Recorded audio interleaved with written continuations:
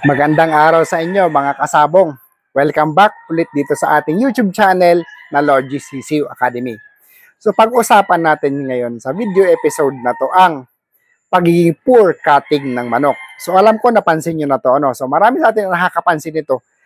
Minsan, ang daming ipinalo, yung malinaw na malinaw ang mga patama, bakit ang tagal tumumba ng kalaban? So ang nasa isip natin, parang mahina ang gaffer, mahina ang tagakabit ng tari. Tapos minsan kinakantsawan, sinisigawan sa gradas, hasa, hasa, hasa, hasa, hasa, hasa. So ganun, so yun ang kantsawan, hasa, hasa. Sino ba ang nagkabit ng tari niya? Bakit ang tagal naman makapatumba ng kalaban? Ang tagal makapatapos? So talagang, kumbaga, isa yun sa mga misteryo ng laro natin na sabong, So, alam kong marami sa inyo ang pamilyar dyan. Alam kong marami ang nakaka-experience ng ganyan. Dahil nga, lahat naman tayo na nagpupunta ng sabungan, nakikita natin ang ganyan. Pero ano ba talaga ang dahilan? Ano ba talaga ang dahilan? Bakit matagal tumumba, matagal makatapos ng laban ng isang manok kahit na malinaw ang mga patama? So, ito tatlong factor sa analysis ko ang dahilan. Tatlong factor sa analysis ko ang dahilan. Una, external factor, mananari. Pangalawa, internal factor, bloodline.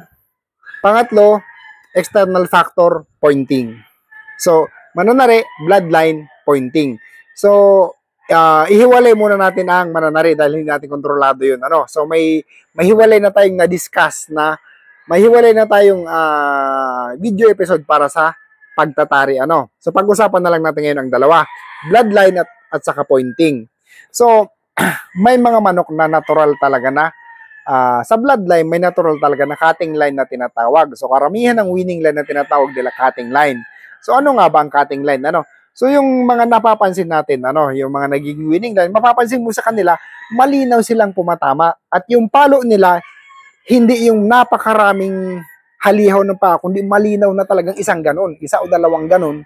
Pag tumama, talagang puro fatal. Minsan ang palo pataas, galing sa ilalim.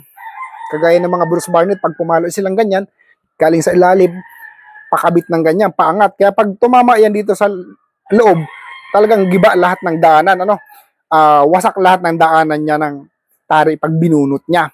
So, ang iba namang manok, since maraming gumanyan, maraming humalihaw, ang iba nga mapapansin nyo sa bloodline, wala pa ang kalaban, humahalihaw na, tumuturong na, pumuputok na ang paa.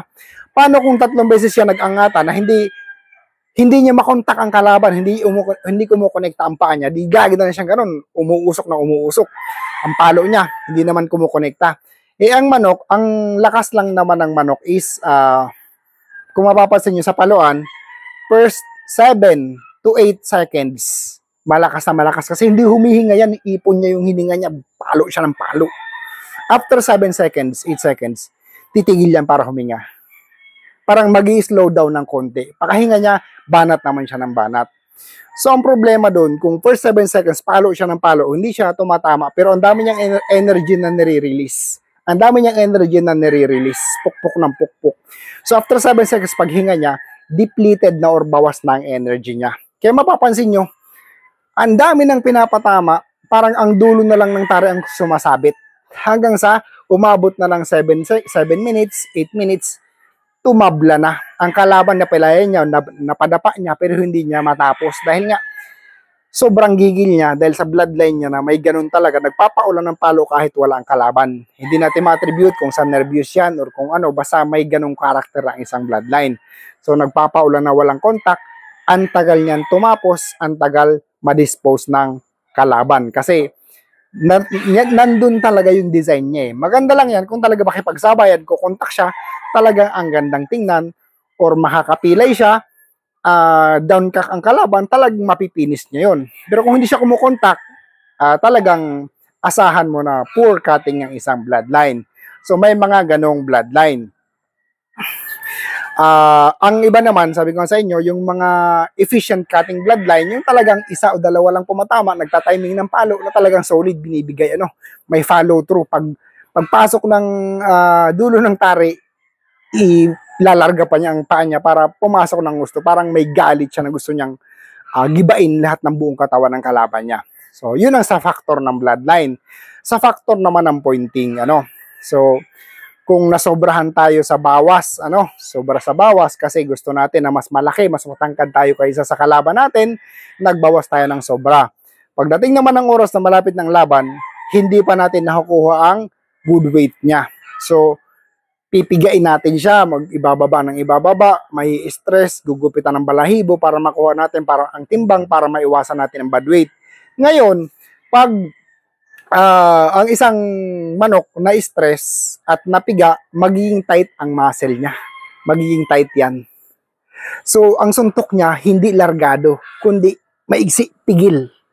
So, kahit na cutting line yan, since nagkamali tayo sa pointing, napiga natin siya ng gusto, ang palo niya, sobrang igsi. Yung muscle niya, parang muscle bound or tight ang muscle niya, hindi siya makapalo ng maayos dahil napiga natin siya ng husto, nasobrahan sa bawas ng tubig. Ngayon naman, bukod doon, isa lang yun bawas ng tubig. Pangalawa, sa pointing na error is, kung halimbawa mahilig tayo sa bunot ng manok, spar, keeping, laban. So, pag ginawa natin yun, ang mga manok na medyo tinamaan, lalo kung matigas na pumalo yan, tinamaan sa mga muscles, lalo kung dito, sinasangga, tinatamaan sa hita, itong pamalo nila, hindi mo napapansin, medyo may inflammation pala. May bugbog pala sa loob, masakit, kaya hindi niya pinapalo ang paa niya, hindi niya nilalarga. Kahit sa panlabas na kanyuan, ang ganda niya tingnan, pero may mga inflammation pala siya dahil bugbog sa training, kung ang pahinga natin masyadong maigsi, kung hard training tayo, hindi pa nakakapag fully repair ang mga muscle strands niya, ang mga cells ng muscles niya, hindi pa nakakapag-repair, short talaga ang cutting ng isang manok. Kaya natin sila pinapaliguan, papaliguan mo, ang ganda ng pakaramdam na nila, bubukan ang katawan nila, re-energize ang katawan nila, yung muscles nila, yung mga cells nila, bubuka, nakakapag-repair sila, mau-oxygenize ang katawan nila. Kaya mag-e-expand ang pakaramdam nila pagkapaligo the next day. So, isa yun. Pangalawa na pala yun. Ang pangatlo, feeds, So, pag nasobrahan tayo sa gamit ng mga pellets na sobrang high protein, magiging tight ang katawan ng manok. Pag hawak mo, bilog, pero masyado na siyang masikip. Bilog na masyadong masikip. Kasi parang yung sobrang protein, sinisiksik niya ang katawan ng manok, which is hindi natin kailangan sa oras ng kompetisyon. Kasi ang kailangan natin sa oras ng kompetisyon, fully oxygenize yung body para yung paa niya maluwag na maluwag. Papansinin niyo yung manok, di nakaganyan, yung paa, ilagay niyo sa likod, magiging kayang tumaas ng masyadong malayo ang likod. Tapos yung paa, di ba nakaganyan yung paa nila, hawakan mo sa singit, ibuka mo ng ganyan, kaya nilang bumuka ng ganyan. Imbis na ganyan ang paa, kaya nilang bumuka ng ganyan kasi maluwag na maluwag ang singit. So pag maluwag ang singit na manok, asahan nyo yung largado yung palo ng ganyang klase ng manok.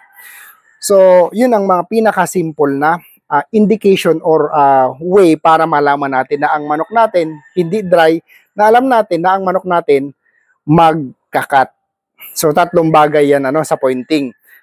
Unang-una, yung sobrang bawas, naging sobrang kulang sa tubig, walang oxygen na ang katawan, talagang tight na hindi napapalo yan. Yung pangalawa natin is yung bugbog sa exercise, hindi rin ilalarga ang paa niyan.